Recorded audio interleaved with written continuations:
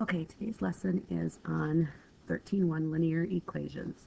Linear equations is very similar to what we were doing in the previous lesson in the RP chapter, chapter 5, because we were dealing with y equals kx, and now we're going to be talking about how you were going to do this with you when you have a specific, instead of kx, it would be mx. But you're just going to be really looking at a linear equation, a y equals equation, and then using a function table to create points and then plot those points. So,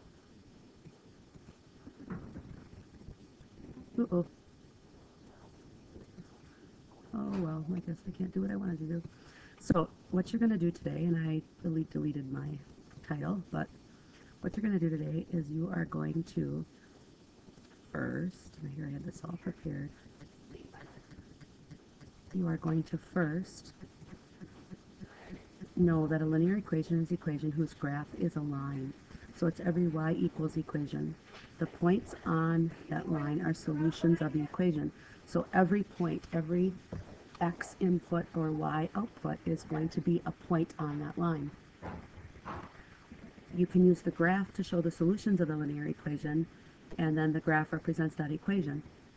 So even though you may only input 1 or 2 or 3 or 4 values, your solution set is going to be all numbers along that line in an infinite number, just so you make sure that you understand that. So this is very similar to what we just accomplished in the last chapter, or in the last section in the chapter 5. So x is going to be your input, and y is going to be your output, and xy is going to be your point. Okay? Now, we talked about in the last chapter that you are required to have points, at least 3 of them, so that if you make an error, because these are all lines, these are all linear equations, so they should form a line. And if your points don't line up in a line, then you may have made a mistake. So I would suggest that you go back and relook at what your point was that was off and see if you can find that error. So this is a perfect example of what it would look like. You're going to create a function table, or ratio table, actually, and then from there you're going to take those points and plot your line. It really is not a difficult situation. Okay, so for the first example, and I'm just going to go through this. I don't normally use these examples very often, but this does a nice job of telling you the steps. So you're going to be given a linear equation. So this is a y equals equation. Y equals negative 2x plus 1. You're then going to, step 1, make a table. Okay, so this is called a function table. We, in 7th grade, call it a ratio table, but that ratio table then develops into a function table. Then from there, you're going to plot the ordered pairs that you get from your function table, and then you're going to draw the line through that point. Make those points, making sure that it's a straight line, and if you have an error, then you need to go back and double check. Okay? Okay, so there's also, you're going to come across times when you have to graph horizontal and vertical lines.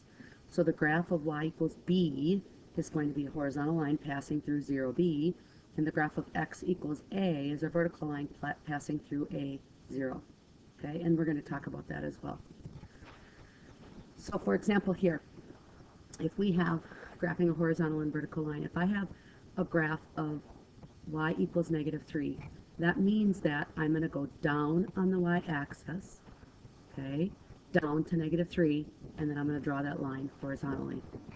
And if I have x equals 2, that means you're going to go over to 2 on the x-axis and draw a line vertically through 2.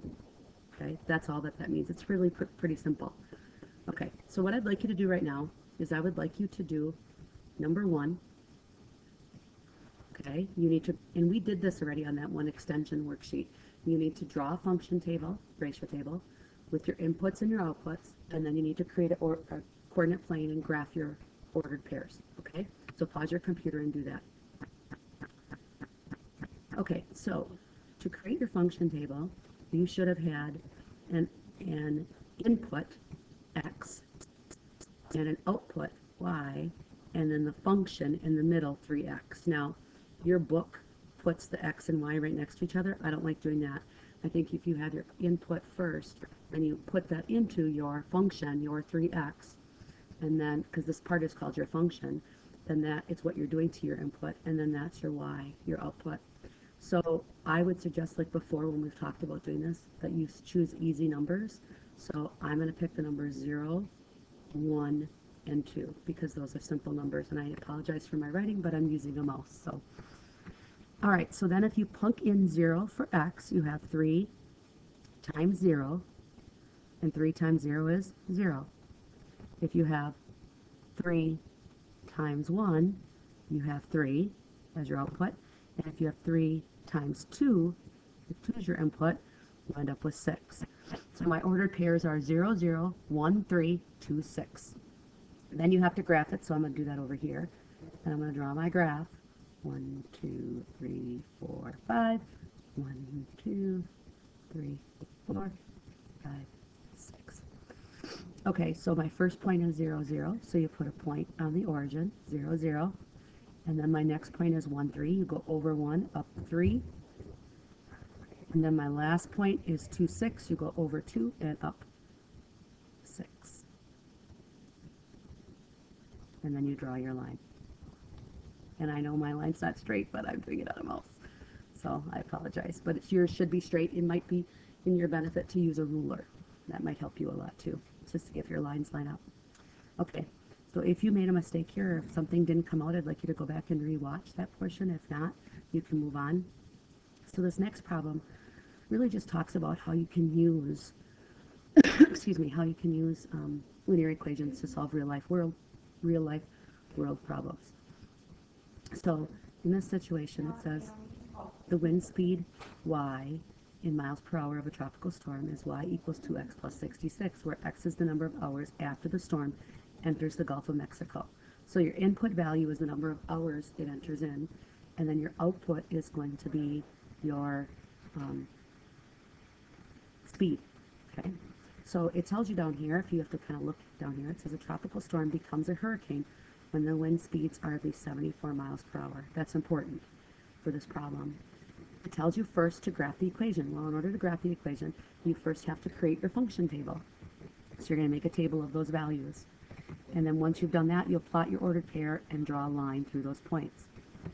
Then it asks you the question, when does the storm become a hurricane?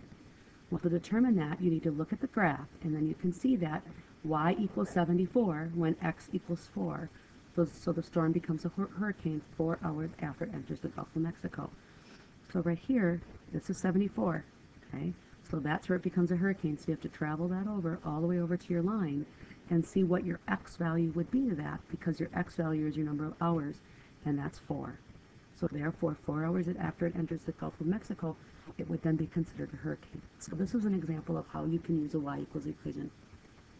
While y equals equations can be used when you're talking about building projects, they can be used when you're talking about people are doing architecture, or when people are weather. This is a perfect example. I told you that you use these things like weather. There's lots of different ways or reasons why you'd use it. You can use it in business too, because you're looking at profit margin, so it's used in business.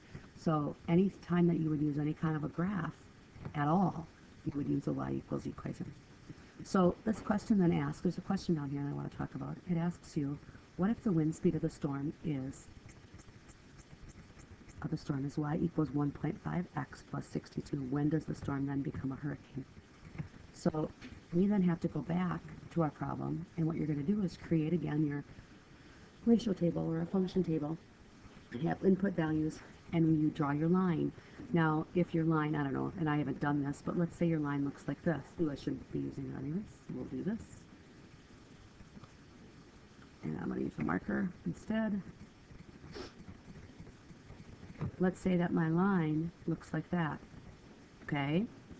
Then all you would do is look to see when it passes that 74 mark. So you'd have to extend that line and determine when it passes 74.